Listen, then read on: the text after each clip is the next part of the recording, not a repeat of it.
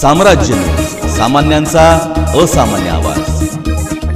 15 मार्च पासून विठ्ठल रुक्मिणीचे चरण स्पर्श दर्शन बंद। दक्षिण काशी म्हणून ओळखल्या जाणाऱ्या पंढरपूरच्या विठ्ठलाचे पद स्पर्श दर्शन दिनांक 15 मार्च पासून बंद राहणार असल्याची माहिती जिल्हाधिकारी कुमार आशीर्वाद यांनी दिली आहे। सध्या पंढरपूर येथील विठ्ठल रुक्मिणीच्या मंदिरातील गाभाऱ्याचे पुरातत्व विभागाच्या वतीने दुरुस्ती सुरू असून या दुरुस्तीसाठी विठ्ठल मंदिर हे बंद राहणार असल्याची माहिती जिल्हाधिकारी यांनी दिली आहे। 1.5 महिना हे दर्शन बंद असणार असल्याची माहिती यावेळेस बैठकीमध्ये देण्यात आली। सध्या उन्हाळ्याचे दिवस असल्याने सुट्टीचे दिवस असलेले भाविकांची मोठी गर्दी असते, त्यामुळे सकाळी 11 वाजेपर्यंत मुखदर्शन सुरू राहणार असल्याचे मंदिर समितीच्या वतीने सांगण्यात आले आहे। 17 मार्च पासून काम सुरू होणार। 2 दिवस चांदी काढण्याचे काम आहे आणि 17 मार्च पासून गर्भगृहाचे काम सुरू होणार। त्यामध्ये जसा पुरातत्व विभागाचे अधिकाऱ्यांनी सांगितले, पूर्ण आम्ही जतनाने ते रेनोव्हेशन करणार।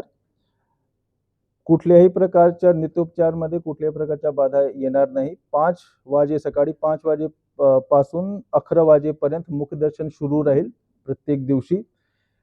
आमच्या असा एक नियोजन आहे की 1.5 महिन्यामध्ये पूर्ण काम झालं पाहिजे।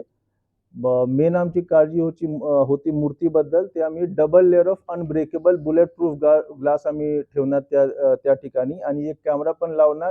ते कॅमेरावरून आम्ही फीड बाहेर स्क्रीनवर देणार आणि जे श्रद्धाळू आहेत त्यांना स्क्रीनवर विठ्ठल भगवानची मूर्ती पण दिसेल। आणि यावेळी आम्ही एक असं पण नियोजन केलं आहे की जे सँड ब्लास्टिंग वरून जे धूळ उडणार त्यासाठी आम्ही व्हॅक्यूम चिमनी पण सेटअप केलं आहे की पूर्ण जे धूळ आहे ते बाहेर गेलं पाहिजे आणि लोक जे मुखदर्शनसाठी येत आहे त्यांना खूप एकदम चांगल्या पद्धतीने सर्व दिसला आला पाहिजे।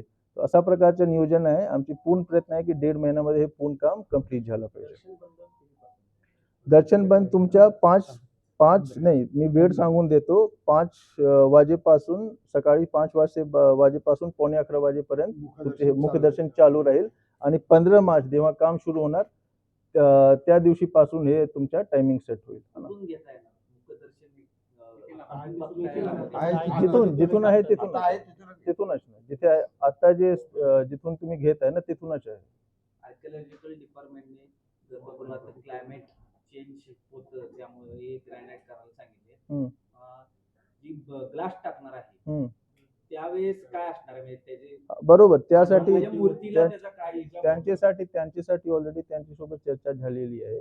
जेवढ्या दिवसासाठी आम्ही ते ग्लास हे करणार ना तेवढे दिवसामध्ये काहीच फरक पडणार नाही मूर्तीला। ते ब्रीथ करण्याचे जे अडचणी आहे ना मूर्तीला ब्रीथ करता आलं पाहिजे, कुठल्या प्रकारचे त्यावर प्रादुर्भाव होणार नाही मूर्तीला। म्हणजे त्याची चर्चा झालेली आहे। काचेचा मूर्तीवर काही रेसचा इफेक्ट पडू नये याची काळजी वाहने साहेबांनी घेतली। सुरुवातीला मंदिर समितीने आणि प्रत्येक दिवशी